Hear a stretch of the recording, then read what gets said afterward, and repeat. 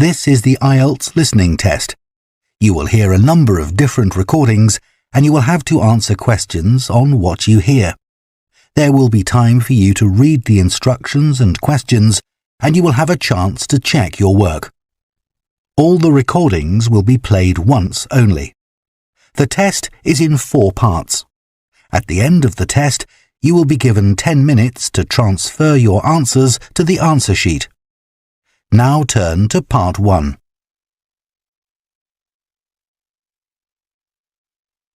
Part 1. You will hear a man asking about voluntary work in the village that he has just moved to. First, you have some time to look at questions 1 to 7.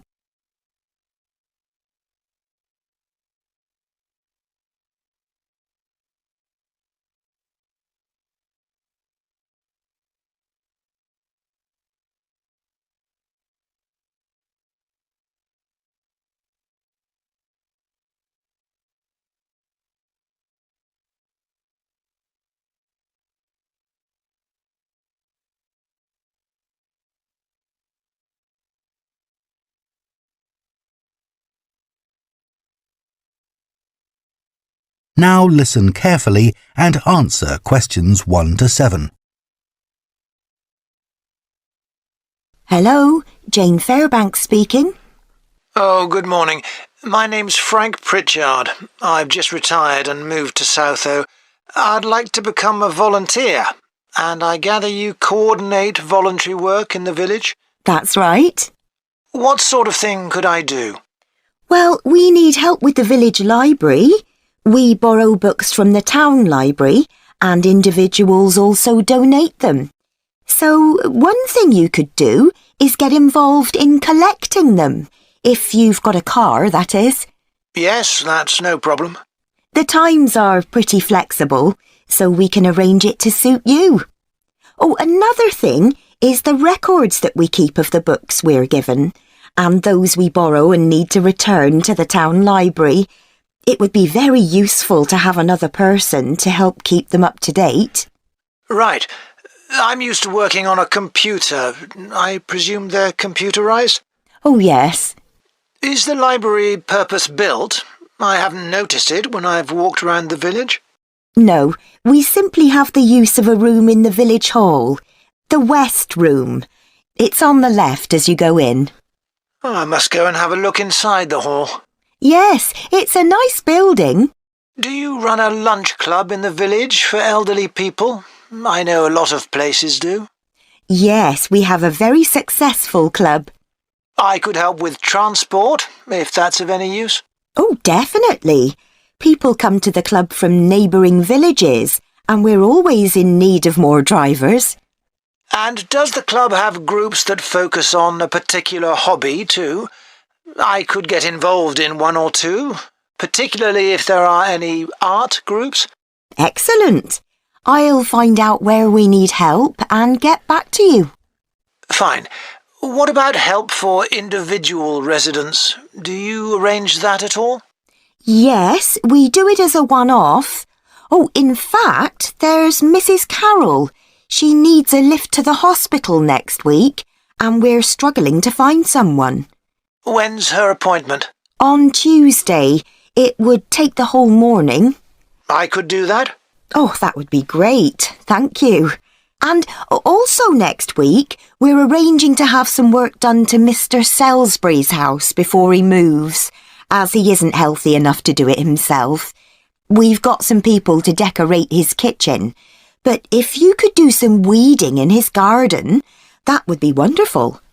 OK, I'd enjoy that. And presumably the day and time are flexible? Oh, yes. Just say when would suit you best and we'll let Mr. Salisbury know. Good. Before you hear the rest of the conversation, you have some time to look at questions 8 to 10.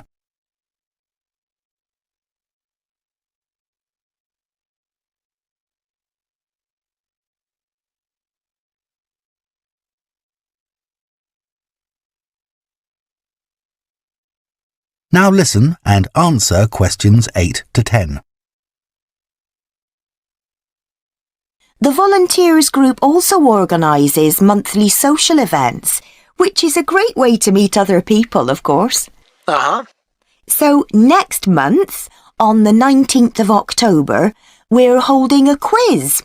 A couple of residents are great at planning unusual ones, and we always fill the village hall. That sounds like fun. Can I do anything to help? Well, because of the number of people, we need plenty of refreshments for halfway through. So if you could provide any, we'd be grateful. I'm sure I could. I'll think about what to make and let you know.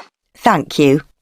Then on November the 18th, we're holding a dance, also in the village hall. We've booked a band that specialises in music of the 1930s.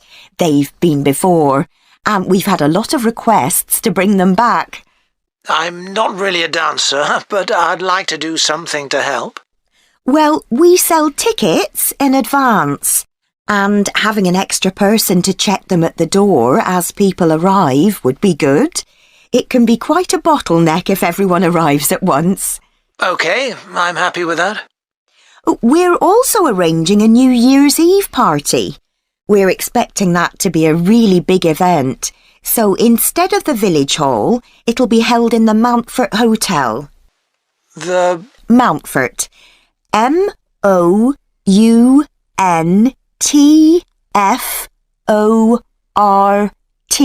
Hotel. It isn't in Southo itself, but it's only a couple of miles away.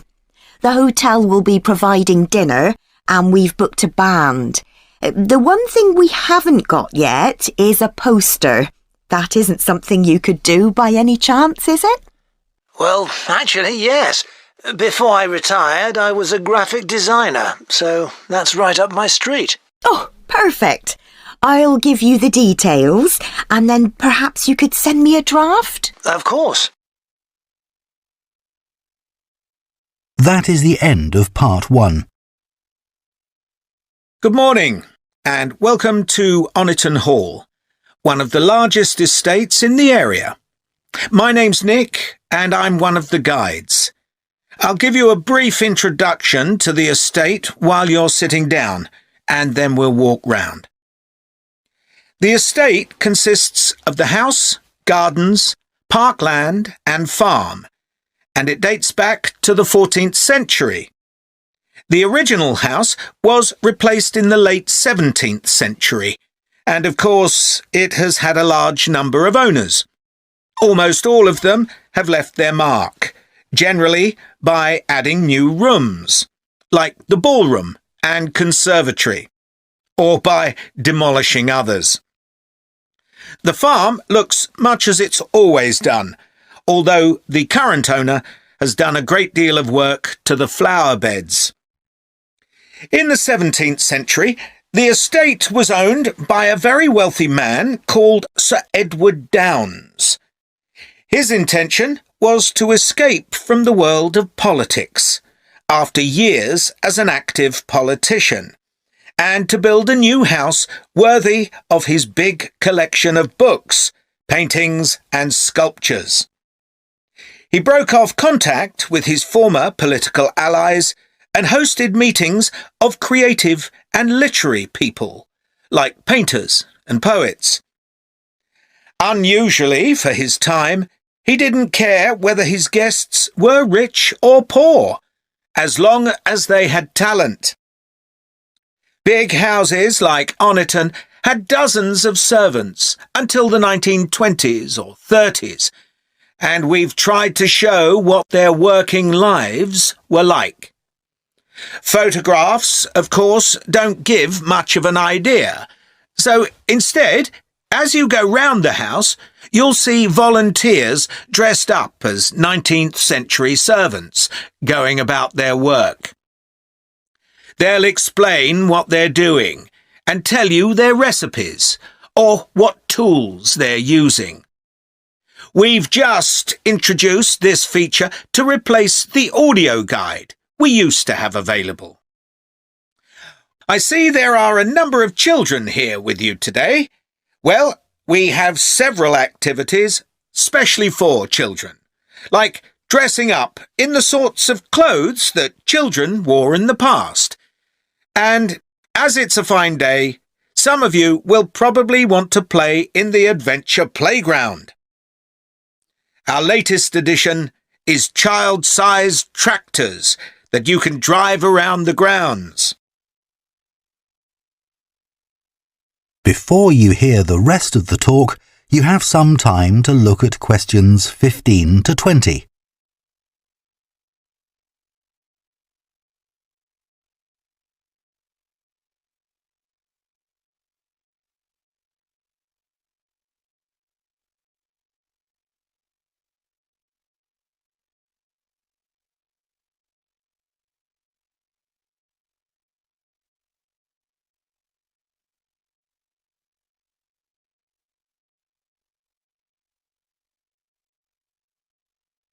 Now listen and answer questions 15 to 20. We'll also be going into the farm that's part of the estate, where there's plenty to do. Most of the buildings date from the 18th century, so you can really step back into an agricultural past. Until recently, the dairy was where milk from the cows was turned into cheese. It's now the place to go for lunch, or afternoon tea, or just a cup of coffee and a slice of homemade cake. The big stone building that dominates the farm is the large barn, and in here is our collection of agricultural tools. These were used in the past to plough the earth, sow seeds, make gates, and much more. There's a small barn, also made of stone, where you can groom the donkeys and horses to keep their coats clean. They really seem to enjoy having it done, and children love grooming them. The horses no longer live in the stables, which instead is the place to go to buy gifts, books, our own jams and pickles, and clothes and blankets made of wool from our sheep. Outside the shed, which is the only brick building, you can climb into a horse-drawn carriage for a lovely, relaxing tour of the park and farm. The carriages are well over 100 years old. And finally, the parkland, which was laid out in the 18th century with a lake and trees that are now well established. You'll see types of cattle and sheep that are hardly ever found on farms these days. We're helping to preserve them, to stop their numbers falling further. OK, well, if you'd like to come with me, we will start. That is the end of Part 2. You now have half a minute to check your answers to Part 2.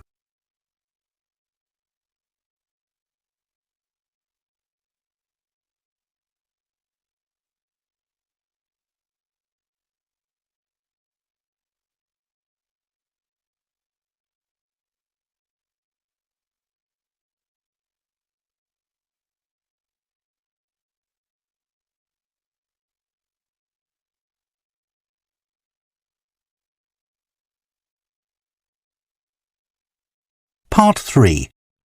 You will hear 2 theatre studies students discussing stage and screen performances of Shakespeare's play Romeo and Juliet. First, you have some time to look at questions 21 and 22.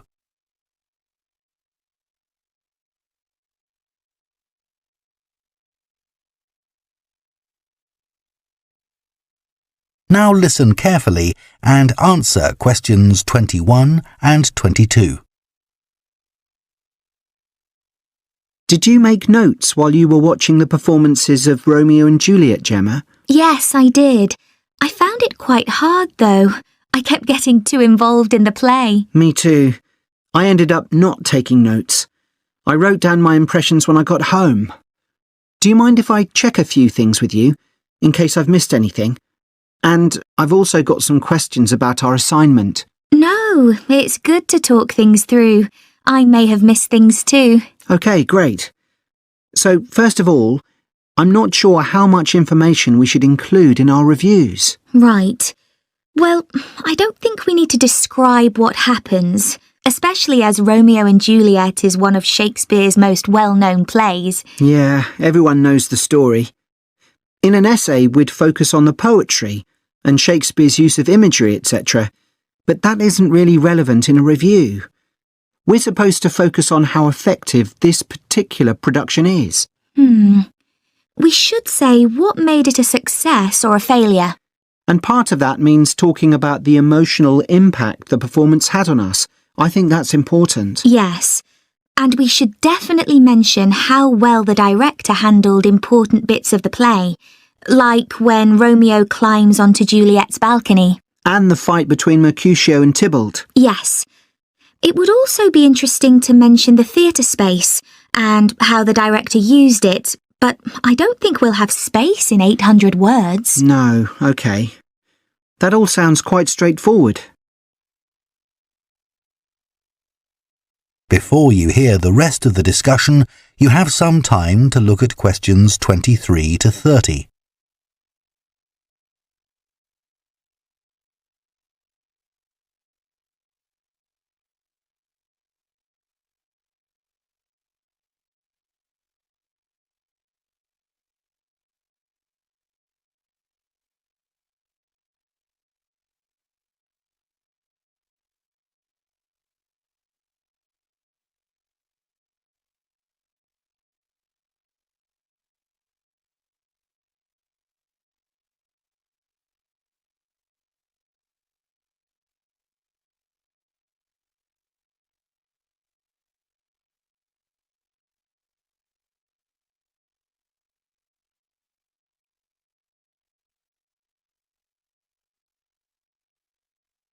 Now listen and answer questions 23 to 30.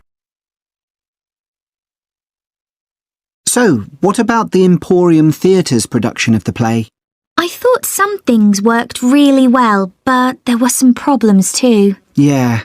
What about the set, for example? I think it was visually really stunning. I'd say that was probably the most memorable thing about this production. You're right. The set design was really amazing. But actually, I have seen similar ideas used in other productions. What about the lighting? Some of the scenes were so dimly lit, it was quite hard to see. I didn't dislike it. It helped to change the mood of the quieter scenes. That's a good point. What did you think of the costumes? I was a bit surprised by the contemporary dress, I must say. Yeah, I think it worked well, but I'd assumed it would be more conventional. Me too. I liked the music at the beginning, and I thought the musicians were brilliant, but I thought they were wasted because the music didn't have much impact in Acts 2 and 3. Yes, that was a shame. One problem with this production was that the actors didn't deliver the lines that well. They were speaking too fast. It was a problem, I agree. But I thought it was because they weren't speaking loudly enough, especially at key points in the play. I actually didn't have a problem with that. It's been an interesting experience watching different versions of Romeo and Juliet, hasn't it? Definitely. It's made me realise how relevant the play still is. Right. I mean, a lot's changed since Shakespeare's time, but in many ways nothing's changed.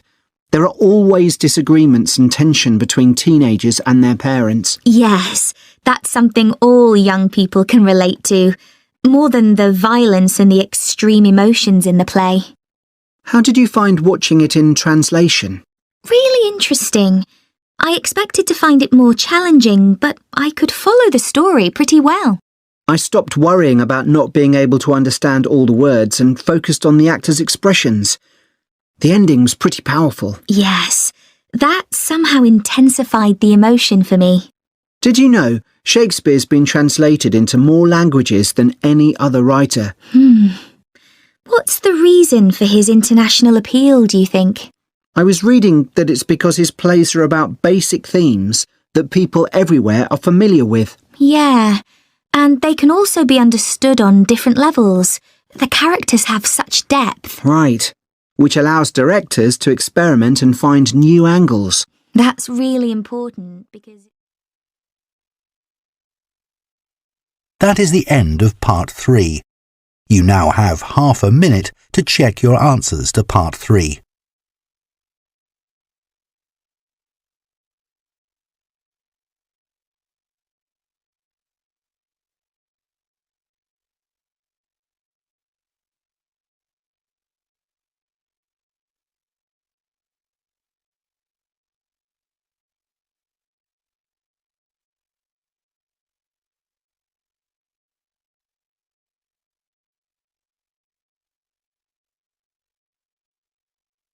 Part 4. You will hear a lecturer on a languages course talking about the impact of digital technology on Icelandic, the native language of Iceland. First, you have some time to look at questions 31 to 40.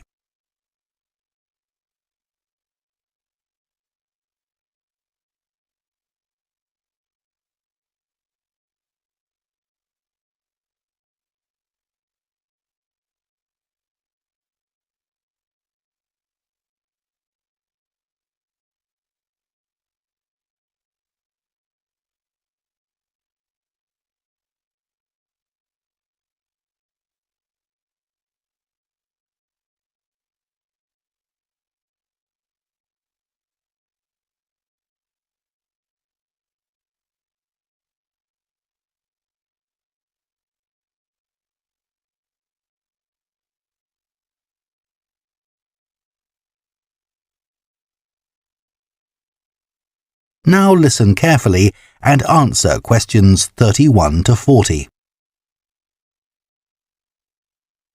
Right, everyone, let's make a start. Over the past few sessions, we've been considering the reasons why some world languages are in decline. And today I'm going to introduce another factor that affects languages and the speakers of those languages, and that's technology, and in particular, digital technology. In order to illustrate its effect, I'm going to focus on the Icelandic language, which is spoken by around 321,000 people, most of whom live in Iceland, an island in the North Atlantic Ocean. The problem for this language is not the number of speakers, even though this number is small, nor is it about losing words to other languages, such as English. In fact, the vocabulary of Icelandic is continually increasing, because when speakers need a new word for something, they tend to create one, rather than borrowing from another language. All this makes Icelandic quite a special language. It's changed very little in the past millennium, yet it can handle 21st century concepts related to the use of computers and digital technology. Take, for example, the word for web browser. This is vafri in Icelandic, which comes from the verb to wander. I can't think of a more appropriate term because that's exactly what you do mentally when you browse the internet. Then there's an Icelandic word for podcast, which is too hard to pronounce, and so on. Icelandic, then, is alive and growing, and it's a big but, young Icelanders spend a great deal of time in the digital world, and this world is predominantly English. Think about smartphones.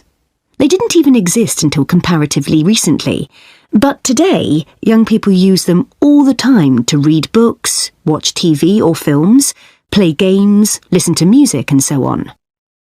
Obviously, this is a good thing in many respects because it promotes their bilingual skills, but the extent of the influence of English in the virtual world is staggering, and it's all happening really fast.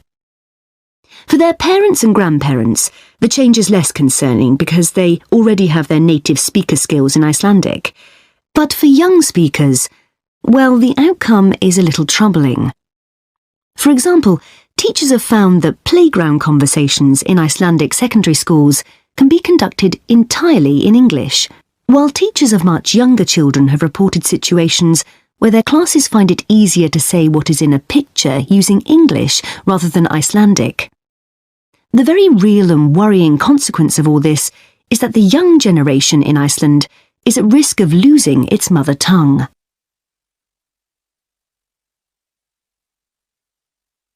Of course, this is happening to other European languages too.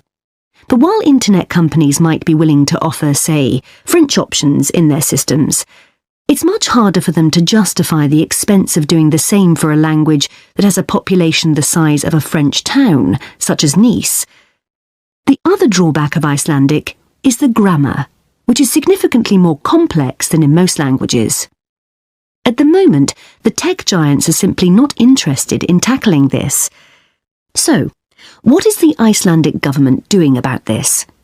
Well, large sums of money are being allocated to a language technology fund that it is hoped will lead to the development of Icelandic-sourced apps and other social media and digital systems. But clearly this is going to be an uphill struggle. On the positive side, they know that Icelandic is still the official language of education and government. It has survived for well over 1,000 years, and the experts predict that its future in this nation-state is sound and will continue to be so. However, there's no doubt that it's becoming an inevitable second choice in young people's lives. This raises important questions. When you consider how much of the past is tied up in a language, will young Icelanders lose their sense of their own identity? Another issue that concerns the government of Iceland is this. If children are learning two languages through different routes, neither of which they are fully fluent in, will they be able to express themselves properly? That is the end of Part 4. You now have 1 minute to check your answers to Part 4.